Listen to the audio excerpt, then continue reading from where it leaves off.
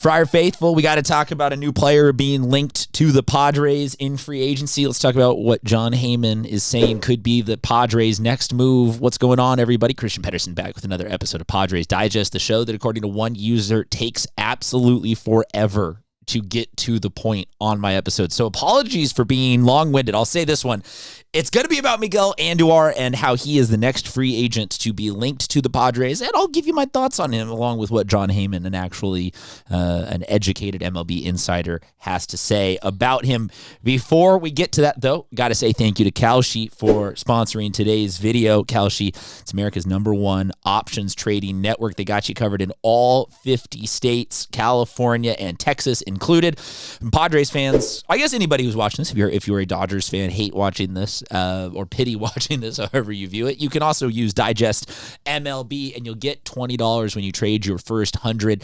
It is the smarter way, obviously, to use your Padres knowledge if you're here, but it is also college football. It is also college basketball, baseball, soccer, anything and everything, even non-sport stuff. Kalshi, they've got you. And like I said, if you use Digest MLB, we've got you.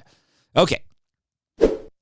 Let's talk now about the headlines that bring us all together here to, opine, whine, play fantasy GM, whatever you want to do. I said it was going to be Miguel Andujar. He is a Red, and now according to Jon Heyman, he is one of the teams listed as being heavily interested in pursuing him are the San Diego Padres. Okay, ... I have levels of knee-jerk reaction here. I think my very first one is I'm not opposed to this in any way, shape, and form. He is a good baseball player. I'm just worried about overpaying, and I'm curious, as the Padres give us a whole year of messaging of saying, hey, we're running out of money. We're going broke. We got to sell the team. Yeah, we're going to do this thing with Michael King where we're going to kind of defer it for a year, and we're going to still sort of be in, and we're going to, be acquiring some pieces from the KB. It seems, I guess I'm assuming that every dime that the Padres spend is going to be the last one. So I'm a little bit hesitant on some of these transactions to be like, is that the right way to spend the last money we have? So given that we keep doing that with every transaction and acquisition, I guess are they going to overspend has to go on the back burner. And then, starting to look at the numbers, Andujar could be a really interesting fit.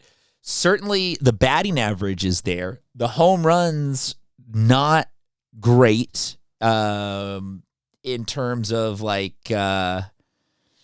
viewing him as somebody who's going to come in and be like, bang, bang, bang, hit, just absolutely smashing, which I guess, again, I go full circle of saying, well, so are we talking about signing Luis Arraez again, but just right-handed? Because he's hitting 300 plus, and he had maybe a Renaissance best year, but he's a guy who's in his early 30s as a free agent, and I'm like, okay, so maybe we don't want and this is the part where I guess I kind of do the weave here and a meander and not getting to a point, but I don't know if I have a point. This is one where I'm consuming this in kind of real time and asking you guys for your opinion, because 318 last year as his career year is great, but 282. So anywhere in that 280 to 318, if that's what we get out of him next year, I'm down to try and figure out a spot where this guy fits in the Padres lineup. And I see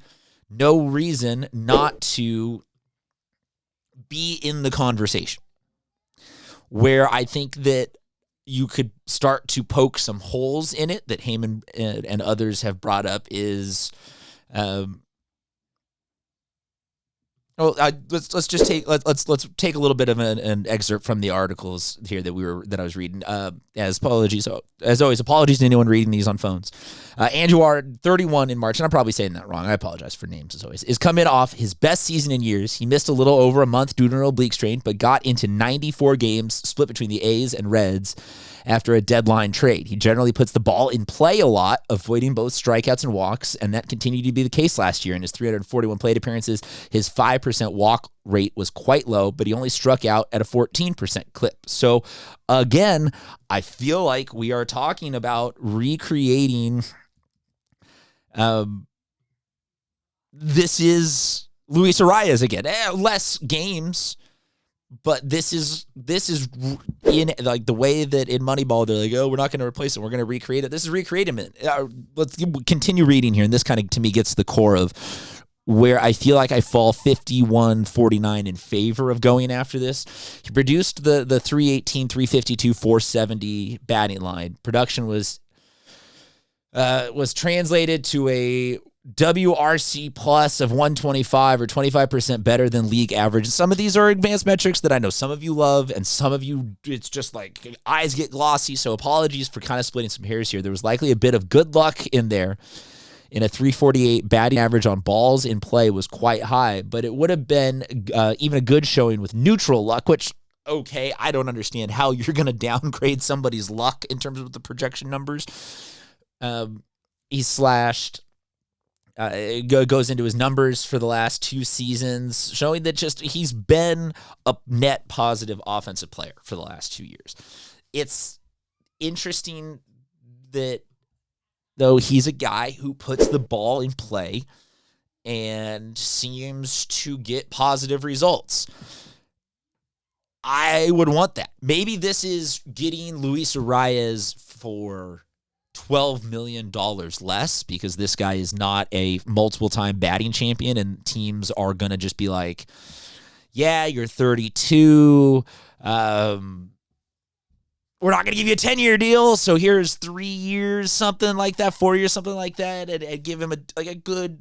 This could, if this comes in at like a 3-year, couple of $1 million,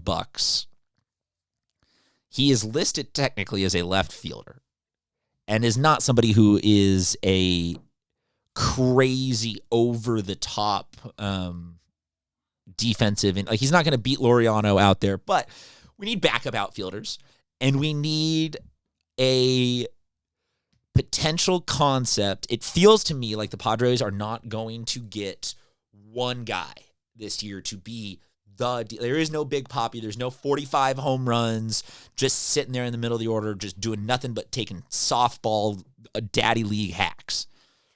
There are, though, opportunities to, if we get this guy hitting the ball in play a ton and start platooning him against lefties, with Sheets against righties, and then this guy, Andujar can go into the outfield, and I got to stop saying this guy. He could go out into the outfield when Laureano or Tatis or someone needs a break out there and play that instead of forcing Sheets to kind of be a little bit out of his depth, and then Campy can be the backup catcher / we can basically platoon the DH thing between Campy, Sheets, and Andujar, while also then not overstretching and not having to be like, oh, well, Campy was DH, so we don't really have a catcher backup option.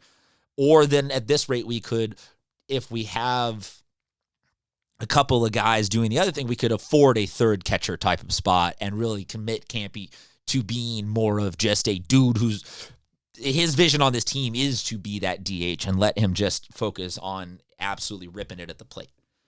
I know that's kind of it might not lead to be there, but maybe you can see what I'm saying is that if it's just we're talking about Sheets and Campy being those guys at that platoon versus Sheets, Campy, and another guy who's going to maybe be above those two, that it would knock it down enough that I'm like, okay, that position is covered. Or even at that point, if Campy and Andujar start ripping it, let's talk about Sheets at first full time. Or or if Campy's not hitting, we can bump him back to it. All in all, this feels like a really good opportunity if this guy is still available. You see where my mind starts to kind of just wander down. Okay, we're now back to these different permutations where each one of these permutations is like still good and not, well, the moment that we have Laureano leave, then it's all like, things get dicey. The Padres are at their best when they have depth, and that can feel like a no-doubt moment, but that could also feel like, well, does that mean that Manny's not hitting? Does that mean, yeah, sometimes it means that we got to be ready to not have our stars out there producing every single day, but then be the team that doesn't fall off every day game after a night game after travel because we just put the freaking schmucks out there and they just get steamrolled or something like that. We need to be competitive in those games in aggregate, because over the course of a baseball season, that to me is where the Padres pick up enough wins to be at least a wild card team, if not keeping pressure on the Dodgers for the World Series. You'll have to forgive me. I don't remember the user's name, but there's one of you out there that's always in every video. He's the missing piece, World Series or bust.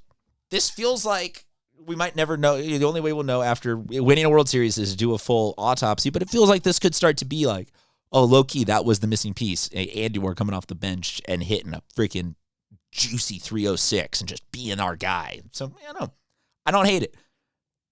Let me know. If the Padres have no more money, then maybe all of this is moot, but I feel like this could be something that's kind of like low-key, sneaky good.